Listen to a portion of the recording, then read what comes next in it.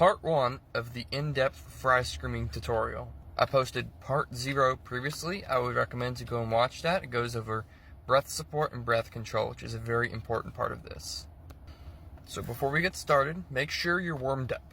Now, warm-ups are pretty simple. I have one on my account, on this account. I also have one on my YouTube channel. It's under the same name.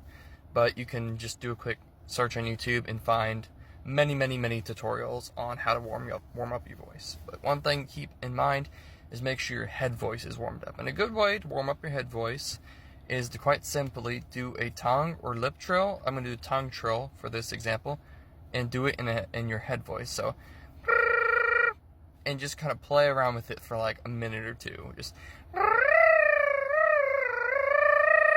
and then once you do that, take away the tongue trill just so it's the solid note.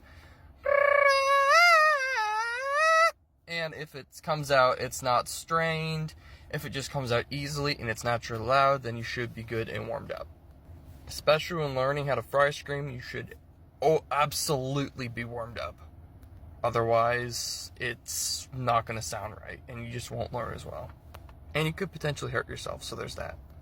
Alright, so first we need to find out where the placement is, because a lot of people get confused with this. Alright, so where is the distortion coming from? Not in here. The throat is not making any distortion. That is a big thing people mess up on. They'll try to make some sound from here and push it, and that'll cause pain. And nothing in fry screaming should involve pain. So what we're going to do to find the area we're going to be making the distortion from is we're going to do a warm breath. So pretend we're going to use my canteen as an example. Pretend this is a phone right here and the screen is all messed up. So you're going to go and then get all the fingerprints off. But going that is the wrong placement. That is like in your throat. So go from a to a. So bring it up, kind of maybe scrunch up your face a little bit, and just kind of, like, it sounds higher, and there's like really no pitch to it, but it sounds like a higher tone instead of a. So play around with that, and what you should feel is you should feel the air kind of up in here, like a, like, up in there in the soft palate. When I say soft palate, I mean like right up in there. Alright, and if you've got that figured out, if you figured out the and you know it's not, in here, just focus on that, remember, keep that in mind. Alright, now what we're going to do is something called vocal fry. This is not the base of a fry scream. A lot of people say it is, and it's not. But it's important for learning how to fry scream. So vocal fry is basically when you take your voice and you just relax, and you just kind of get this weird sound, yeah. Like I said, that's not a fry scream, or the base of it at all. But what we're going to do is we're going to take that and try to move it up into where we were just breathing at. So,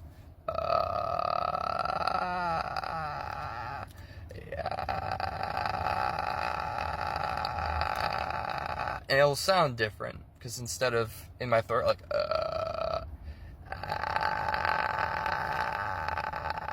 and it doesn't really you don't feel it that much, but you should feel a little bit of just, I don't know how to describe it, almost just a little, just up in here, like, not super far forward, but back a little bit, but up in your soft palate.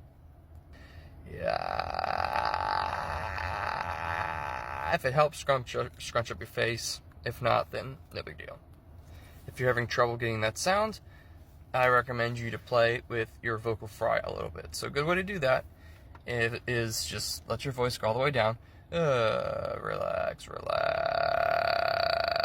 That will be the easiest way for you to do vocal fry. But it's not in here yet. So what we're going to do is we're going to play around with the pitches. So find different spots of your voice. So let's start with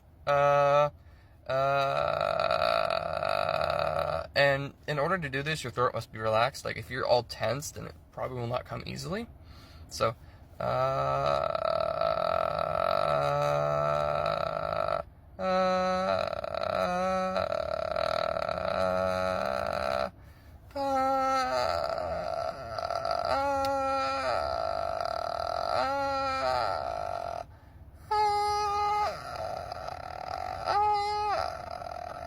Now this note with the that is not in here. That is still, it's a little bit higher up, but it's still in my throat. So that's not where we're supposed to be fry screaming from. So once you've got this figured out, because it might take a day or two of you playing around with it to be able to control your vocal fry like that. So what I would recommend is once you've gotten it, make sure that you can, before you proceed to the next step, which will probably be in the next video, make sure your vocal fry is in the right spot. Because if you're not placed, if you don't got the placement right, then you will try to make the distortion in the wrong spot. Even if it's in your head, but it's still up in the back of the throat, that's in the wrong spot. And you'll probably feel pain and discomfort, which you should not feel at all when you're doing it from the right spot, that is. And for whatever reason, whenever I'm getting into the soft palate fry distortion, for whatever reason, it helps me when I go, yeah. So, yeah.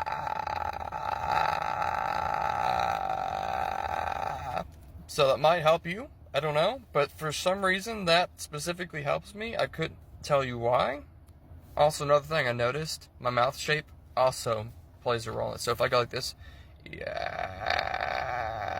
just like have it loose, it's not as strong. If I smile with it, yeah,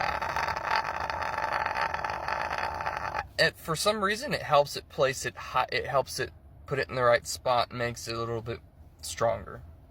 And also, don't be pushing for volume. Like I said earlier, this is not the base of a fry scream. This is kind of helping figure out where our distortion is going to be, and also helps us kind of get used to the feeling of a slight distortion in general.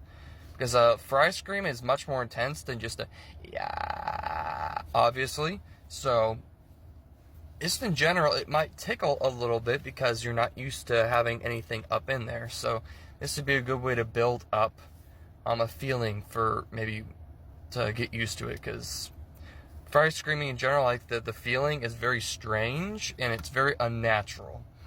As someone who's been somewhat classically trained as singing, this comes off as very unnatural. So yeah, play around with it and get comfortable with the feeling before you try to move on. This probably will not be learned in a single afternoon.